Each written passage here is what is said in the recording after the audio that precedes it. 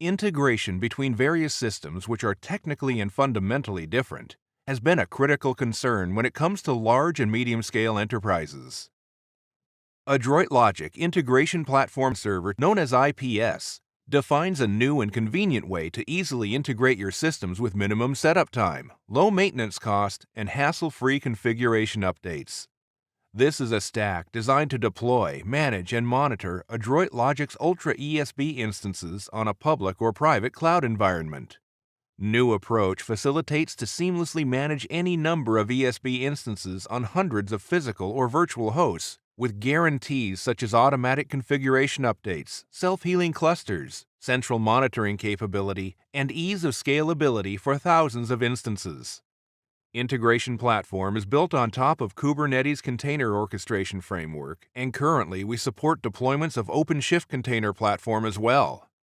All ESB instances are spawned as lightweight Docker containers, which provides the ability to start and stop instances within few seconds. In this screencast, we would like to go through the main functionalities of AdroitLogic Integration Platform.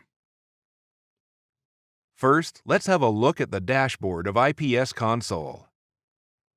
This is the main dashboard of IPS that describes the overall state of IPS setup. IPS platform consists of three main components: a Kubernetes or OpenShift framework, a database to store projects and relevant metadata, and a configuration server to feed configurations to ESB instances spawned via the framework. These blocks in the topmost bar show the health of above-mentioned components. To have a properly functioning IPS stack, these components should be marked as healthy. This section shows the health of the worker machines, referred to as nodes in IPS terminology. Nodes are the worker machines which orchestrate the cloud infrastructure, and all ESB instances are deployed within these machines. You can observe health status of each node, including its CPU, memory, and disk utilization, and the number of pods currently running inside it. Now let's briefly go through the main components of the console. As I have mentioned earlier, ESB instances are spawned as Docker containers by IPS platform. IPS allows you to run different Ultra ESB versions on different clusters. Each version has its own Docker container image. To define a container image, click Infrastructure on the left navigation bar. Click Container Images. Click the blue plus sign on the upper right-hand side, and fill in the details of the ESB container image available in your Docker registry. Now we have a container image and are ready to create a cluster. IPS uses the concept of a cluster to distinguish operational units for easy deployment and management. A cluster may contain multiple ESB instances, all with identical configurations. To create a cluster, click Clusters and click the plus button on the upper right-hand side. Give a name to the cluster. Select the container image that we defined earlier. Choose a replication count or the number of ESB instances to run in the cluster. You can define advanced properties for the cluster, but we will ignore them for this session. Click Create button to create the cluster. Now the cluster is created, but there are no running ESB instances yet. For that, we have to deploy some projects on the cluster. Projects are collections of workflows or integration flows that can be deployed in ESB instances. One cluster may host several projects, and each project may contain several integration flows. Projects are versioned, so you can easily maintain and switch between different development and testing stages of the same project within IPS. You can add a project to IPS in two ways, either via the AdroitLogic Ultra Studio or by manually uploading the project archive to IPS. For this screencast, let's proceed with the second approach. As usual, click Projects on the left navigation bar, and click the plus button to add a new project. Select the project archive file, and the user groups to which the project should be accessible. Clicking Next will upload the archive and create a new version for the project it represents. Now you can add properties to a project. Properties are used to define behavior of a project under different environments. You can either select properties from a previous version of the project, or add new properties. You can also upload a properties file, and the properties inside it will be added to the project. Now click Next again to go to the final step. Here you can deploy the new project in a cluster.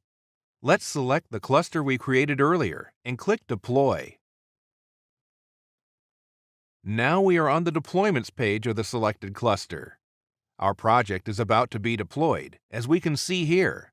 If the project has TCP ports to be exposed to the outside through a load balancer, we can configure them here. We can also add additional configuration artifacts, such as XSD files, additional property files, and custom libraries, using the Configuration Artifacts tab. After we get everything configured, we provide a description for the deployment, and click Deploy. The status indicator shows that the project is deploying, and the progress bar gives a more detailed view, such as how many pods were created and how many ESB instances are successfully running so far. When the deployment is complete, both would indicate success. If you go to the Instances tab, you can see that number of instances I have mentioned in the cluster creation stage are available now. If any instance goes down due to a particular issue, the framework will automatically spawn a new instance without any user involvement. Each ESB instance publishes runtime statistics such as CPU utilization, memory usage, number of messages processed, etc. IPS can visualize these statistics for the cluster and for a given instance as well. To view statistics for a cluster, click Statistics tab on the Cluster Detail view. To view instance-specific statistics, go to Instances view, click Details for the required instance, and click Statistics tab. In a cloud deployment, unexpected issues are inevitable. When things don't go on quite as you expected, you can troubleshoot the cluster and find what went wrong. ESB instances publish logs to the IPS database right from startup, which can be viewed via the log viewer. We can also view the direct console output of each pod via the pod log view. This view includes everything printed out to the pod's console since it was created. Events related to the cluster can also be helpful in detecting framework-level issues that may prevent a healthy deployment. We can also take a snapshot of either an instance or of a whole cluster and download it to an archive file containing the current running configurations and generated logs. This is the end of this screencast, and hope you had a good understanding of what AdroitLogic Integration Platform is and what it is capable of. If you want more detail, please feel free to contact us. Thank you for watching.